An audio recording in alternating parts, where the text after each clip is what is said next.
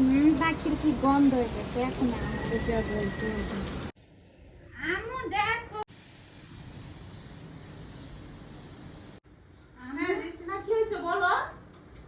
দেখো এই পাখির পাশে কত গন্ধ হয়ে আছে।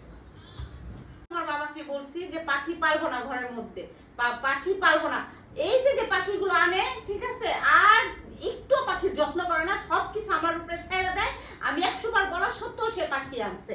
এবার আসুক তোমার বাবা, আসলে আমি তোমার বাবাকে দিয়ে পাখি খাঁচা পরিষ্কার করাবো। দাঁড়াও শুধু, আর এইসব পছন্দে আর ভালো লাগে না।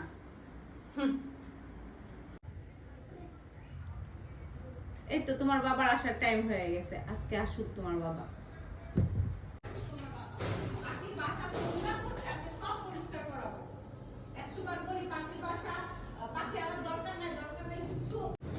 না রে, 5 মিনিট পরে যাই, যে বিপদ আছে সব আমারই কাটতে হবে। কি করা যায়? ইয়েস, অসুস্থতা ভাব নিতে হবে।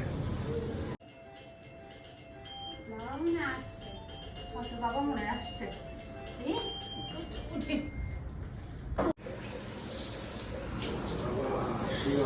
কি হয়েছে? এমন করতেছো কেন? কি হয়েছে তোমার? শরীর কেমন লাগতেছে? খুবই অস্থির। কি বলো? শুইতে হবে, মারাত্মক অবস্থা। হ্যাঁ, অনেক খারাপ অবস্থা ভাই। আল্লাহ, হঠাৎ করে এমন হইলো না? তোমার বাবা তো অসুস্থ হয়ে পড়ছে, খাঁচাটা পরিষ্কার করে ফেলতে হবে, আমরাই করে ফেলি।